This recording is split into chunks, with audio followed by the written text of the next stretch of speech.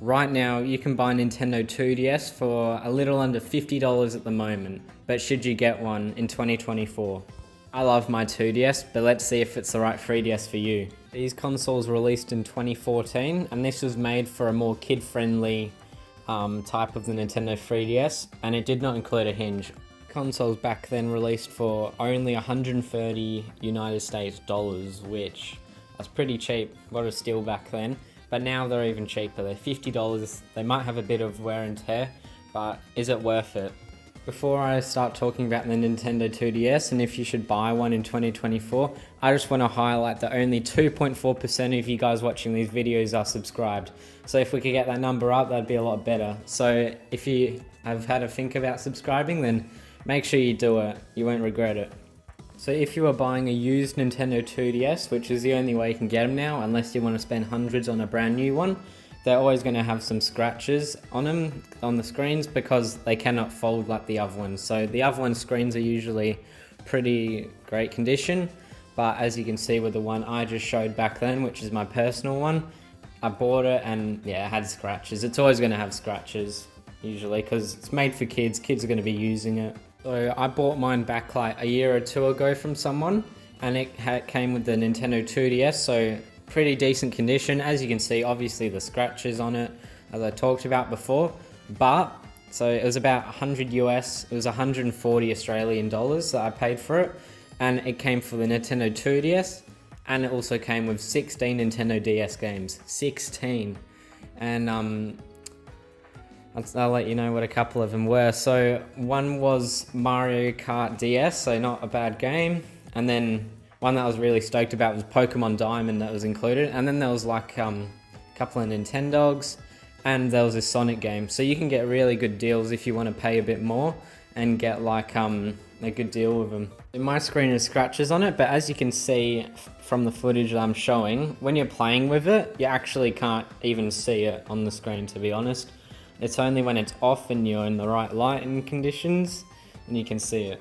One of the best reasons to buy one right now is you could spend $50 US, you can mod it, get the H shop on it, and all these games here that you see, I downloaded them for free from the H shop, so it takes about 30 minutes to mod it and you can get all those games for free.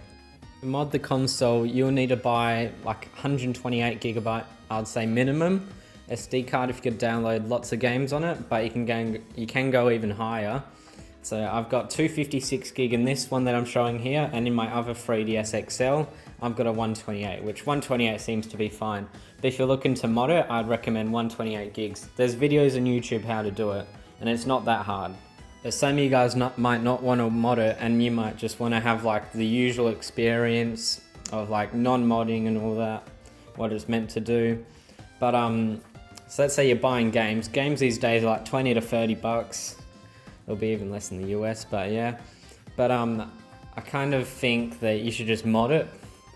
You could mod it, download all the games you want, and then if you wanted to have a little collection yourself, you could still go out and buy the like the actual cartridge games. You can still put the cartridge in and it'll work fine with the modded version. By the way, at the moment I'm doing a very cool challenge where I can only use my Nintendo 3DS XL and Nintendo 2DS for the next 7 days. So right now I'm like 4 days into it or so.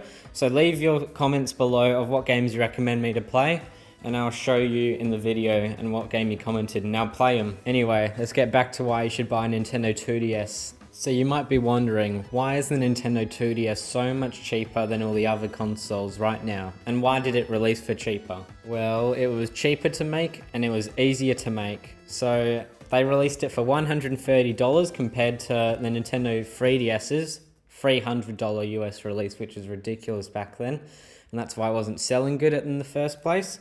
But the reason why this is so cheap is because there's only one screen instead of two. It just looks like two because it's just being cut out to be like two, basically, because there's two screens there, obviously, and there's no hinge, so they can cut down on manufacturing costs.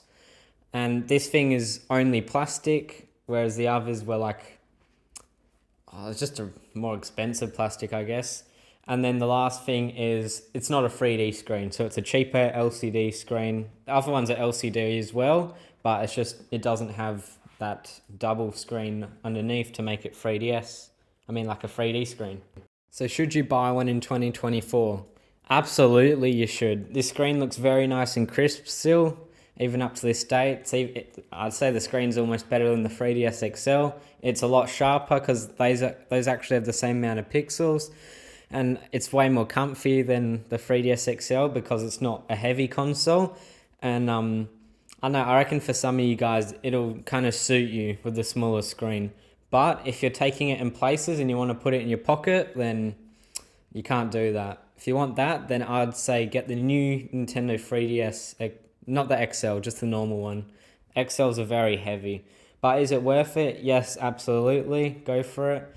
And watch another video of mine here. Also, let's say you're looking at someone who's selling one and like you want to buy it and you're wondering if it's a good deal or not. You can message me what's in the deal and how much it costs in the currency that you have, and I can convert it. And I'll let you know if it's a good deal or not, and you should go for it or avoid it. Anyway, if you enjoyed the video, don't forget to subscribe. I upload every 3 days or so.